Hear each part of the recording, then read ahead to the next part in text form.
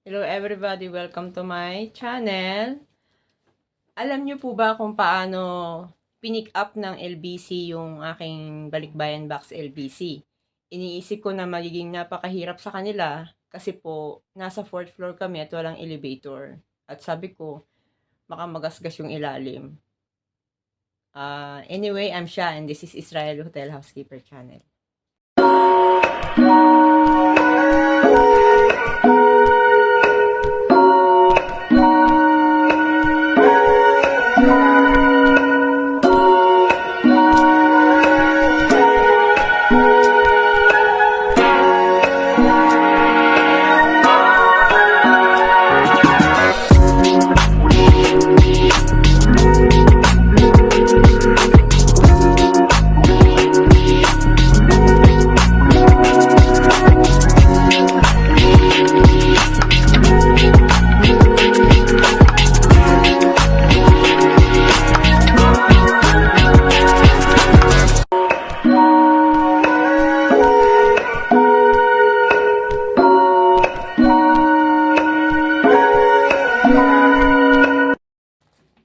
Bali, kanina pinick up po yung dala kong box na Balikbayan Box. At gumawa ako ng, pinilapan ko po ito, nandito lahat naka-identify kung ano yung mga laman do sa loob ng box. At nandito na yung tracking number, ilan ang quantity, at ilan ang halaga. Nandun na rin kung ano, magkano ang total na halaga sa loob ng Balikbayan Box.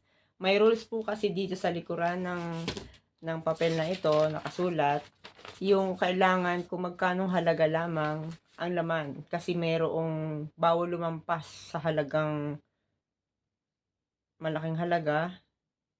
Nakalagay dito kung magkano. Pag nakatanggap kayo na ito, basahin nyo po. Bawal lumampas ng ganun, wala namang ganun kalaking halaga yung aking ipapadala. At yung sahod naman namin ay hindi ganun din kalakihan.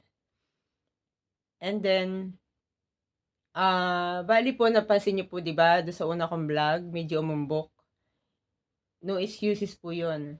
Pag medyo umumbok, ibig sabihin, lampas na siya sa 350. Pag medyo umumbok siya, magbabayad po kayo ng 20 shekel.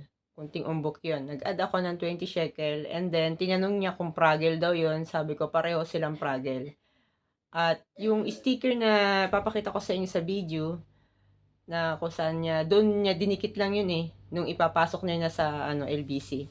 Dinikit niya yung sticker na pragel nung iaakit na doon sa sasakyan ng LBC. Ang cute nung kanilang sasakyan. Tapos, sinamahan ko siya hanggang pagbaba. At tuwan-tuwa ako, sabi ko, ganun lang pala yung pagbaba ng box. Kaya hindi po problema yung aming kung kahit nasa 4th floor kami, napakadali lang po niyang naibaba yung box. At sabi ko doon sa kung gusto niya mag-coffee, sabi niya wala na akong papasukli. Kasi 40 shekel lang, bigay ko 50. Ko, sir, sa iyo na lang sukli. Yun, kasi syempre mahirap din naman po magbuhat, Diba, kumbaga sa atin, sa mga kargador, halimbawa kargador, diba, nagbibigay din tayo. Parang paubaya sa kanya. Yun. Basta konting umbok, 20 shekel, hindi ko alam, iba naman yung extended eh. Umumbok lamang. Kailangan talagang flat na flat. Yan, wala namang problema sa akin yun. Basta madala. Tapos, dinikitan niya yung ibabaw ng box ng tape na may label yung tape na Christmas, parang Merry Christmas. Sir, magkano yan? Sabi niya, ay hindi, para lang dito lang yan sa pag-sealed. Yung pinakang opening, ginilagyan niya ng ganun. Tapos may lumapit sa kanyang ibang lahi, sabi niya, saan yung LBC na yan? Pero hindi ako marunong makaintindi na common na sense ko lang na gano'n na ibig sabihin niya na parang saan yung LBC na yan? Sabi niya sa sa Pilipino. Yun, sabi niya, walang Morocco. Siguro taga Morocco siya, gusto niya mag-LBC. Yun, shoutout sa Morocco. Mag po kayo, mag-franchise po kayo ng LBC dyan.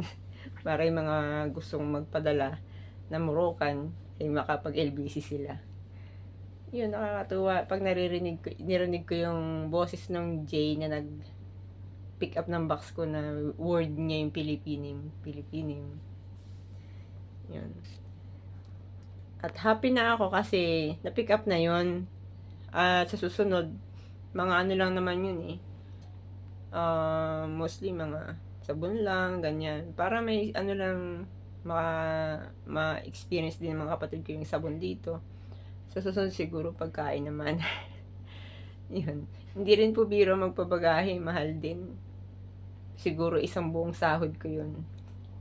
Pero okay lang, at least ano, 'di ba? Masaya.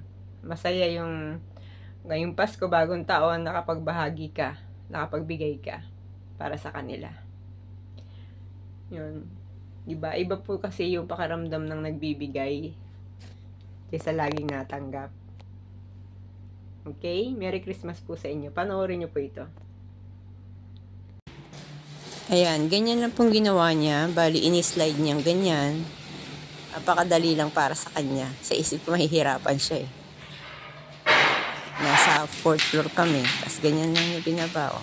Ang galing. Picture! Sinundan ko siya kasi tinitingnan ko kung paano siya mag-care ng box. I have many friends here. I will tell them LBC. Diba? Kahit sino naman, di ba, kung makita mo kung paano niya i-carry yung box, magiging customer niya ako. Lalo na kung nakarating na safe sa Philippines. At siyempre LBC is Philippine ano yan. Pilipino ang nag-handle ng LBC. Kaya siyempre maingat yan. Na-stop ko, hindi ko na lang ano. Siya yung nagde-drive. Siya rin yung tawag dito, nag-pick up ng kahon. Iniisip ko paano nila ito ibababa. Ang hirap. Napakadali pala lang sa kanya. Tapos nilagyan niya ng ganyan. Yan yung Pragel. Yung sticker niya yung 10 shekel. Yung dalawang kahon na yan, pinalagyan ko ng Pragel. Kasi, syempre may babasagin din sa loob. Yan. Ganun o. Diba? Nakakatuwa. Sabi ng lalaki, taga rito rin daw siya sa aming area. Bye-bye! Bye-bye! Ang galing.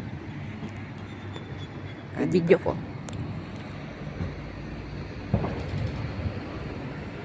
Sa susunod, maghahanda na ako para sa kanyang tip. Naka-ready na kasi wala kasi akong bariya eh. Bigyan ko siya ng tip. Kumbaga, di ba, trusted siya. Di mapagkakatiwalaan. May tip siya. Ganun lang yun, di ba? Parang hotel workers din, kaso siya. Tawa siya eh. Nagkakarga na. Hindi ko siya iniwanan. Bye-bye, LBC. Merry Christmas sa inyo. Lalayo. Next month ulit. Kasi first time yan eh. Yun. God bless you. Bye-bye, LBC. Alis na. Bye-bye. Yun yung good morning ko ngayon. Reminders po pala dun sa mga magpipill up nito, di ba? May nakalagay yan na pipilapan. Bali ito, itapon ko na sana. Ito pala ay mahalaga.